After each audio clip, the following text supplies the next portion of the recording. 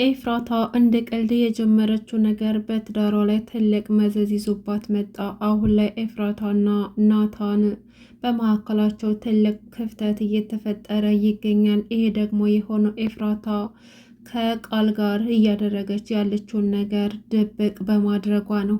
ናታን እያወቀ እንዳላወቀ ሲያፋጥጣት ነበር። እንግዲህ ከአቤል ጋር ፍቅር ጀምራለች። በጣም ደስ ይላል። ነገር ግን በድንገት ቢንያምን በማስታወስ ድንገት ሳታስበው አልቅሳለች። በጣም ታሳዝናለች። የመጀመሪያ የምታፈቅረውን ሰው በድንገት ተለውጦ ተቀይሮ እንደዚህ በክፋት ነገር ስታገኙ በጣም ልቧ ተሰብሯል። አቤልን አንተ ግን ጥሩ ሰው ነህ አይደለ ብላ ጠየቀችው። አቤል ባየው ነገር በጣም ተደናግጦ ምን ሆነሽ ነው? አሁን እኮ ደስተኛ ነበርሽ፣ ምን አጋጠመሽ ብሎ እቅፍ አድርጎ አጽናናት። እንግዲህ የኤፍራታ ልጅ የምታሳድገው ሴትዮ የተሻለ ገንዘብ ካገኘውኝ አሳልፌ እሰጠዋለሁ እያለችም ነበር። ሰላም ሰላም! ውድና የተከበራችሁ የቻናል ቤተሰቦች እንኳን በሰላም መጣችሁ። እንዴት ናችሁ? ለዚህ ቻናል አዲስ ከሆናችሁ ሰብስክራይብ በማድረግ ቤተሰቡን እንዲሁም ነባር ቤተሰቦች እንኳን ደህና መጣችሁ እያልኩኝ እንግዲህ ሐረግ ድራማን ይዤ መጥቻለሁኝ። ሰብስክራይብ ያደርጋችሁ አብራችሁ የቆዩ ስል በትህትና ጠይቃለሁ ማለት ነው።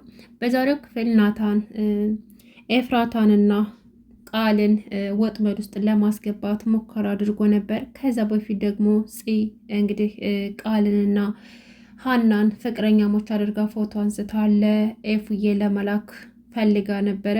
ምክንያቱም ኤፉዬ ወዳልሆነ ቦታ እየገባች እንደሆነ ስለገባት ኤፉዬን ለማስቆም ስትል ቃልንና ሀናን ፍቅረኛሞች አስመስላ ፎቶ ልትልክላት ስለፈለገች ቃልንና ሀናን በማገናኘት ልክ እንደ ፍቅረኛሞች ሆነው አክት ሲያደርጉ ነበረ። ልክ እንደማይታወቁ ሰዎች እንደ ፍቅረኛም ወይም ደግሞ አዲስ እንደሚታወቁ ጓደኛ ማቾች ነው ሲያወሩ ነበረ። እህትና ወንድም ማለት ነው።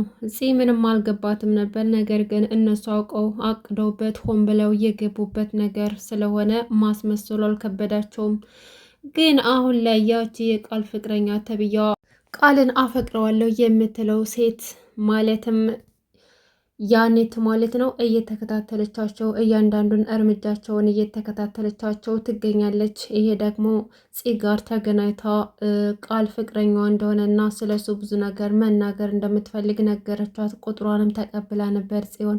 ከዛም በኋላ ነው እንግዲህ ሀና የፂን ስልክ በመውሰድ የያኔትን ስልክ ስታየው በጣም ደንግጣ ነበር። ይቻ አስመሳይ ጭራሽ ደግሞ እዚህ ድረስ መጣች፣ ቆይ እሰራልሻለሁ አለችና ስልክ ላይ የነበረውን የያኔትን ስልክ ቁጥር ድሌት አድርጋው በቃ አሁን በአስቸኳይ መሄድ ይኖርብኛል ብላ ተነስታ ትወጣለች ማለት ነው። እንግዲህ ያኔት በፍቅር ካልቀረባት በግዴታ አብሯት ከሷ ጋር እንዲሆን ትፈልጋለች። ቃል ደግሞ ከምንም አይቆጥራትም። እንኳን አይደለም ሚስቱ ሊያረጋት ቀርቶ በመንገዱ ላይ ራሱ እሷን ማግኘት አይፈልግም። እሷ ግን ሙጭኝ ብላለች ማለት ነው። እና ያኔትና ሀና ተጨቃጭቀዋል። እንዴት ታደርጋለሽ? እኔ ባንቺ በጣም አዝኛለሁም አፍሬያለሁም። አንድ ጣፍቃሪ ነኝ ከምትል ሴት ይሄ አይጠበቅም። ጭራሽም ደግሞ እኮ ቁጥርሽን ሰጥሻታል፣ ስለ ወንድሜ ልትነግሪያት ነው ማለት ነው እያለችም ሁለተኛ ዓይንሽ ማየት አልፈልግም አጠገቤ እንዳደርሽ ብላ ለአንድና ለመጨረሻ ጊዜ አሰናብታታለች። ነገር ግን ያኔት በዚሁ የምታቆም አትመስልም። እሰራልሻለሁ፣ ቀላል እከታተልሻለሁ እንዴ። አሁን ደግሞ ቁጥሬ ለልጅቷ ሰጥቻታለሁ፣ ካልደወለችልኝ እንኳን እቤቷ ድረስ መጣና ሁሉንም ነገር እነግራታለሁኝ ብላ እየፎከረች ሄደች። እንግዲህ ናታን ደግሞ ቃልን ቤት ድረስ ጠርቶት ምሳ ግብዣ እንደሚያደርግለት ነግሮት ቤታቸው ድረስ ሄዶ እና ኤፍዬንና ቃልን አገናኝቷቸዋል ማለት ነው። እና ምን ሆነሽ ነው የኔ ጨረቃ የደነገጥሽው? ከዚህ በፊት አታውቂውም እንዴ? ከዚህ በፊትም እኮ ደንግጠሽ ነበር። አሁን ሆነሽ ነው እንደዚህ በዚህ ልክ የምትደነግጩ ብሎ ተቆጣት ማለት ነው። ምን የኔ ናታን፣ ኧረ አልደነገጥኩም፣ ለምን እደነግጣለሁ አለችና ታወቁ አላቸው። ቃል ግራ ገብቶታል። ምክንያቱም ናታን ማረጋገጥ ብቻ ነበር የፈለገው ፊቷ ላይ ምን አይነት አክት ታሳያለች ብሎ ስለሆነ የፈለገው። እሱንም ደግሞ በዚህ አጋጣሚ ሁሉን ነገር አረጋግጧል ማለት ነው። እና እጅ ለእጅ ተጨባብጠው ፈዘው ሲቆዩ መጨባበጥ ላይ ትቆያላችሁ መሰለኝ፣ ምንናችሁ ነው? ስማችሁን እኮ አልታወቃችሁም ብሎ ያስደነግጣችኋል ማለት ነው። እንግዲህ ናታን በቻለው አቅም የቃልንና የእፍዬን ግንኙነት ማወቅ ይፈልጋል። እሷ ግን አሁንም ውሸቱን እንደቀጠለች ነው። አላውቀውም ከዚህ በፊት የማውቀው አንተ ቤት ይዘኸው ስለመጣ ነው እንጂ ከዛ ውጭ የማውቀው ነገር የለም እያለች እየሸመጠጠች ትገኛለች። እሱ ግን አንድ በአንድ ሁሉን ነገር ማወቅ አለብኝ፣ ምንድን ነው ከሚስቴ ጋር ያለው የኔ ጨረቃ እንዴት ትዋሸኛለች እያለ እያንዳንዱን እንቅስቃሴዋን እየተከታተላት ይገኛል ማለት ነው። ግን ያልገባት ነገር አሁን ባለማወቅ ህይወቷን አደጋ ላይ እየጣለች ትገኛለች ኤፍራታ። ምክንያቱም ምንም ይሁን ምንም እውነታውን ለናታን መናገር ነበረባት።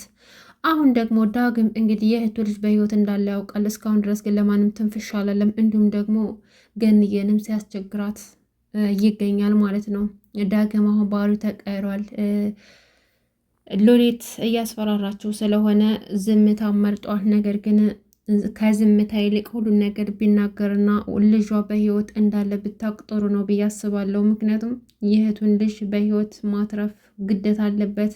አሁን ሉሊት የኤፍራታ ልጅ እየተከታተለችው ትገኛለች። ያቺ ሴትዮ ደግሞ ገንዘብ ከሰጧት አሳልፋ እንደምትሰጠው ምንም ጥርጥር የለውም፣ ሰጠዋለች ማለት ነው። እና ቃል ደግሞ የኤፍራታ ልጅ እንዳይጎዳ ምንም ነገር እንዳይጎድልበት የቻለውን ነገር ሁሉ እያደረገ ነው። ነገር ግን ቃል እሱ እንደሚያስበው እየጠበቀው መሰለው እንጂ እየጠበቀው በፍጹም አይደለም። እሱ መሰለው እንጂ ሴትየዋ ለሌላ ሰው አሳልፋ ልትሰጠው ወስናለች። የተሻለ ገንዘብ ከከፈሉኝ እሰጠዋለሁም በማለትም ስትፎክር ነበር። ይሄ ደግሞ ኤፍዬ ልጇ አደጋ ላይ ነው ማለት ነው። ቢያንስ እንኳን ልጇ በህይወት እንዳለ ማወቅ ይኖርባታል ብዬ ነው ማስበው። ሀሳባችሁን ኮሜንት ላይ አስቀምጡልኝ። አቤልና ፂ ደግሞ አብረው መሆን አለባቸው። እንደሚሆኑም ተስፋ አለን ማለት ነው። እና ኤፉዬ አሁን ላይ ትዳሯን አደጋ ላይ ጥለዋለች። ሁሉንም ነገር ለናታን መናገር ነበረባት። ናታን ግን በራሱ መንገድ ሁሉን ነገር አጣርቶ ደርሶበታል። ይሄ ደግሞ ለእሷ ጥሩ አይደለም። ሁሉንም ነገር አውቃለሁኝ፣ እንደደበቅሽኝ አውቃለሁ፣ ሁሉም ነገር ብትነግርኝ ይሻልሻል እያለም ሲያፋጥጻት ነበረ። እንግዲህ ወደ ቤተሰቦቼ የዛሬው ሐረግ ድራማ ይህን ይመስል ነበር። በቀጣይ እስከምንገናኝ ድረስ በያላችሁበት ሰላማችሁ ይብዛ። ሰብስክራይብ ማድረጋችሁን አትርሱ።